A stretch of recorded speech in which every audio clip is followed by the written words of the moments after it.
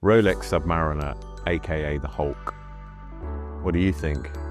Real or fake? Let's let you have a look.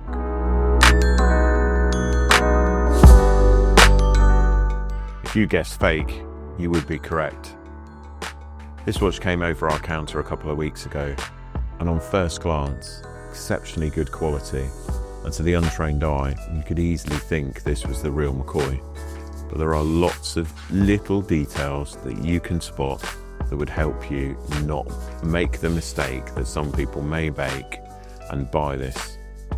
Let's look at some of the things we picked up to help us identify that this was a replica watch.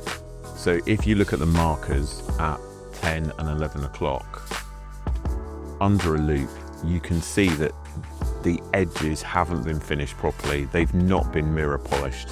We wouldn't expect to see that from Rolex. Have a look at our side-by-side comparison here and see if you can tell the difference. Another telltale sign is the marker just here and this part of detailing around the bezel. When you look at this, the quality of this is bad. There should be a ceramic bezel, there should be platinum inlaid, and this is grey paint at best. Not good at all. Have a look at our side-by-side comparison and see the difference. Another giveaway, when you've done a tiny bit of training with a loop, you'd be able to spot it.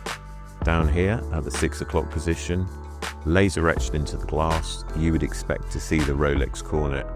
That's really hard to tell here, but when we zoom in, you can see that on our replica watch, there is no Rolex Cornet been engraved into the glass. So on the genuine one, you can see that straight away.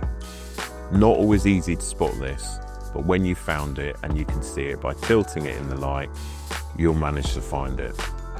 If we turn our attentions to the bracelet now, etching on the bracelet on our replica watch, poor quality, not been finished properly, almost as if it would rub off if you had an eraser.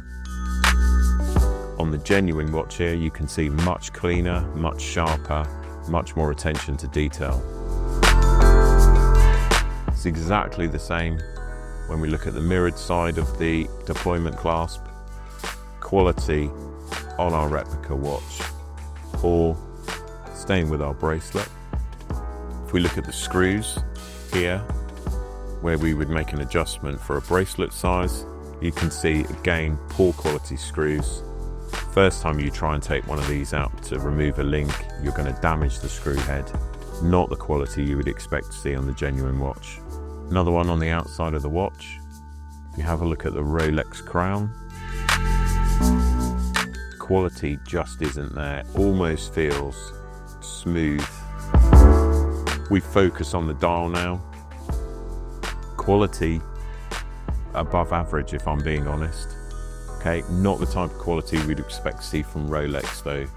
Print there, just not quite sharp enough.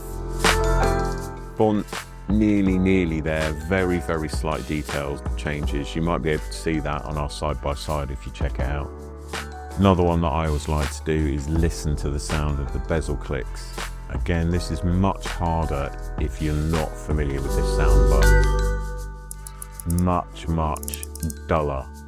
On a genuine watch, much higher pitch and a really defined click.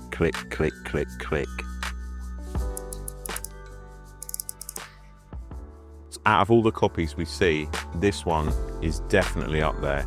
It's not quite a super clone, but it would definitely fall the average member of the public with not really any watch experience. It's got the same look, it's got the same feel, but again, I think you'll agree, when you've seen it side by side against the other comparisons we've shown you today, you can see the difference when you look at the minute detail, and it's always about minute detail. Out of all of the Rolex family, the Hulk is probably the one that we've seen more copies of. Always just be on your guard. Buy from a reputable dealer, buy from someone you know, someone you trust. And if you're ever in any doubt, just walk away, don't buy it. I've always said to people, when it's too good to be true, it probably is. Hope you've learned something today. Thanks very much.